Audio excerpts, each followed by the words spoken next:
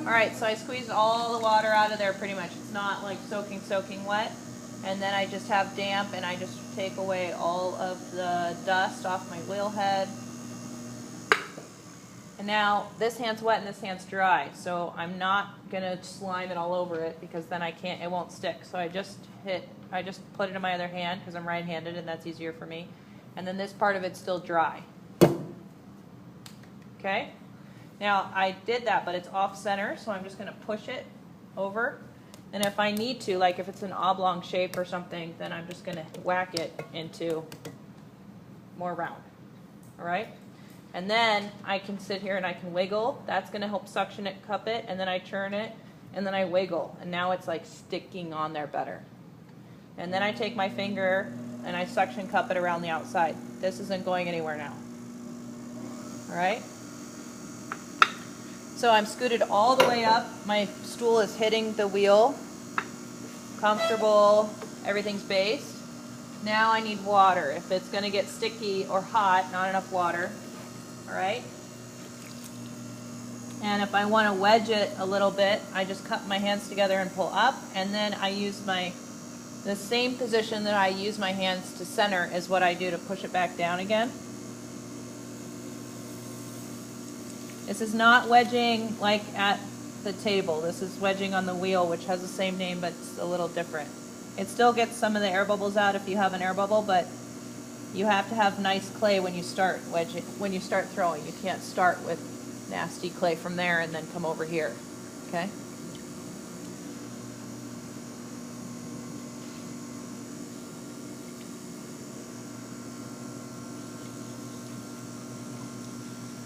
All right, so centering.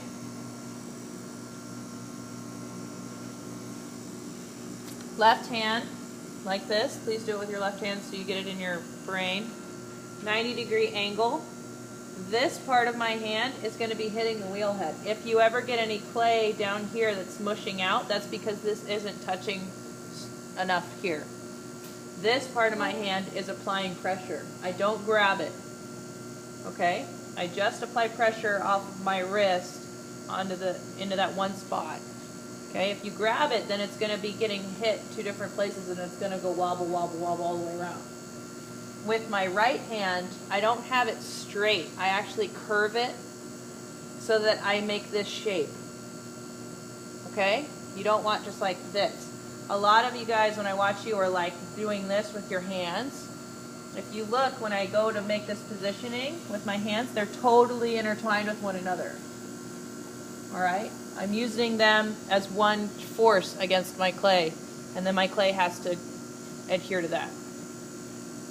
So water, I come at it from here, and then I'm pushing down and shaping it with my right hand, but it looks like all one movement because I'm doing it all at the same time. So I lean forward to get it centered. I have a little bit of clay right there, and I don't like that there because it can affect my centering. And then I shape it and push down on it.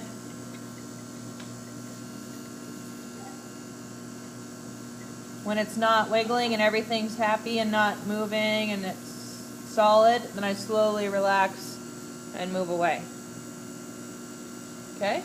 So, off center, come in, apply the pressure, and to center it more, I just lean forward more because I'm scooted up on my stool and everything, so I'm right on top of it. And then I'm applying pressure, slowly relaxing and moving away. If you get excited that you centered it and pull way too fast, it's not going to work. Full speed. Okay? Totally start at full speed, and throughout the process I slow down more and more. Good question. All right, so no more wiggles. See how it's really not wiggling at all. The whole thing is centered. It's possible to center this and not this. So the whole thing has to be centered. All right, putting a hole in the middle and open it up. I keep my hands together. I rest them on the wheel head. I kind of just rest them on the clay. I'm not grabbing the clay at all. And I use the thumbprint part of my thumb right here to apply pressure. If I use the tip of my thumb like this, then I find that it goes off center a lot faster. Okay? So I'm basing everything I put my hands together here, I'm resting them, and then I just do a little hole right here, just a baby one, and that's kind of sticking and making a little swirl on my thumb because there's no water there. So then I pause and I get water, okay? And now I come back in and I go down.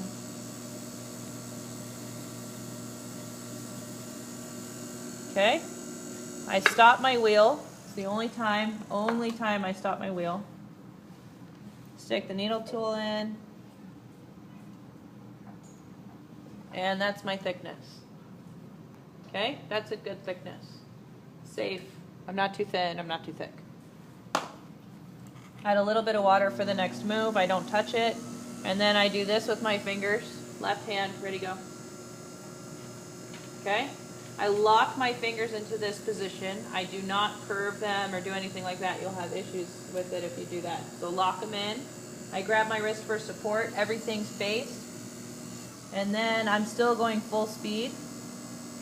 And I pull straight towards myself.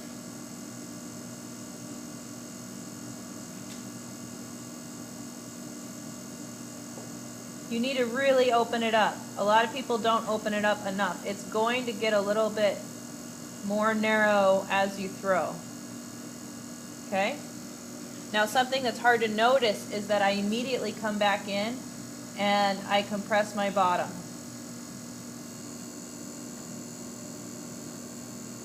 So I'm just flattening it, smoothing it, making it strong so that I do not get an S crack in the bottom.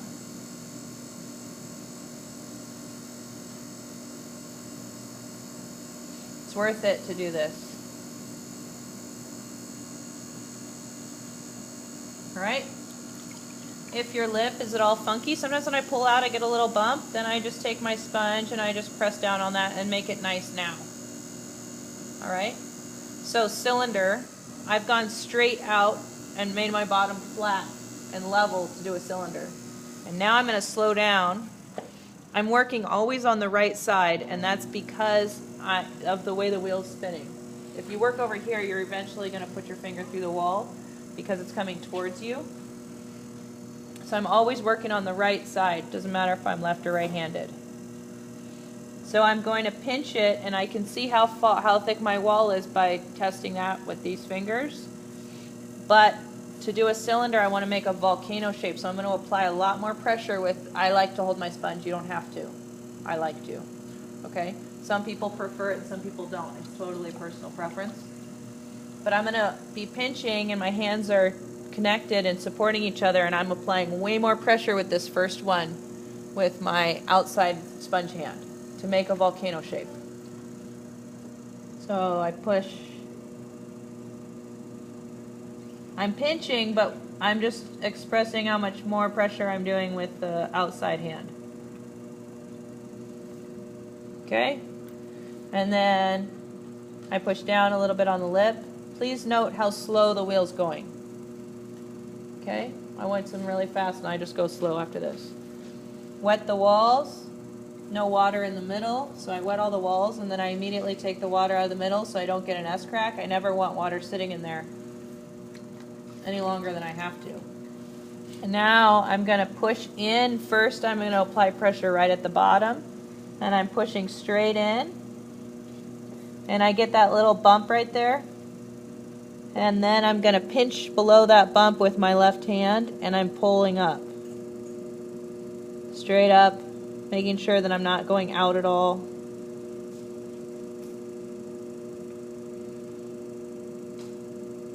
I pause before I get to my lip. I don't pinch my lip off because I want it to be strong. And actually I make my lip a little bit thicker than my walls. And I support it on both sides, and then I push down with my sponge to make it round and make sure it's not thinning out. I can go a little bit thinner with this. So I wet my walls again. Water out of the middle. Okay, so now it's too tall for me to get my thumb all the way down and pinch that. Okay, that happens at some point. So I'm going to put my thumb on my other thumb because that's where it ends up going for me. So I'm still connecting my hands. I'm not going separately, because as soon as you go separately, you can't figure out which hand's above which or anything like that. So I'm going to base myself really good.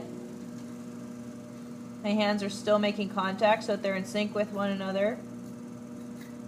And then I pinch and I slowly pull up.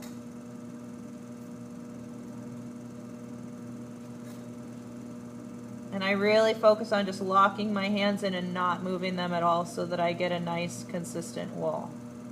I come all the way up and I stop right before the lip. I slowly release that pressure. Again, I push down on the lip to make it nice. Let's pretend that my lip is all nasty and I need to cut it off. I never apply pressure from the top. I just come from the side and I draw a line. And then I make it deeper and deeper until it goes all the way through. And then I pull that up so that I have a nice level lip. Again, apply pressure and hold it. Make my lip nice.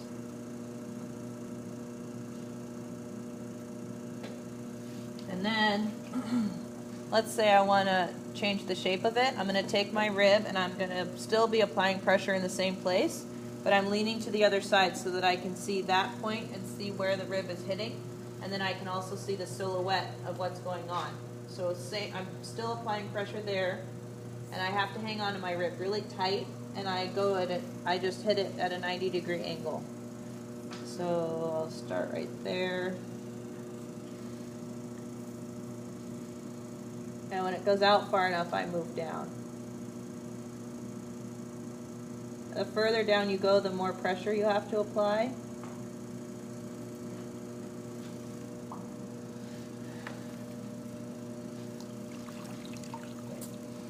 And then I can come back in.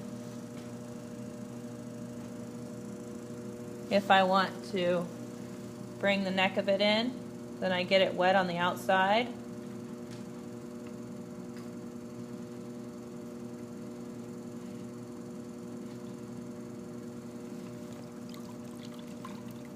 And now if you bring that in, the walls are a little thicker, so I can actually do another pull to make the walls thin again. Again, adjusting my lip.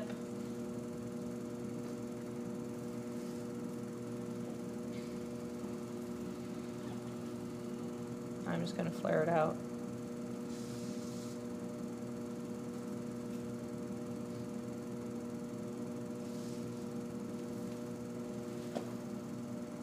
Alright, so if you can see, there's still extra down here, so I can either trim it, take it off, and I can trim it tomorrow, or I can take my potter's knife and I can just cut that all off right now. I like getting it off there. I know how much I can cut in because I can see the shape on the inside, and I just echo that on the outside. I go straight down till I hit the wheel head.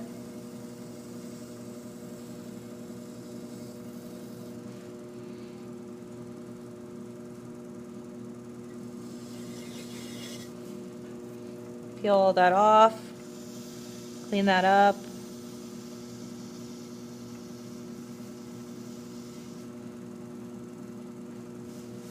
And I have a cylinder. Yay.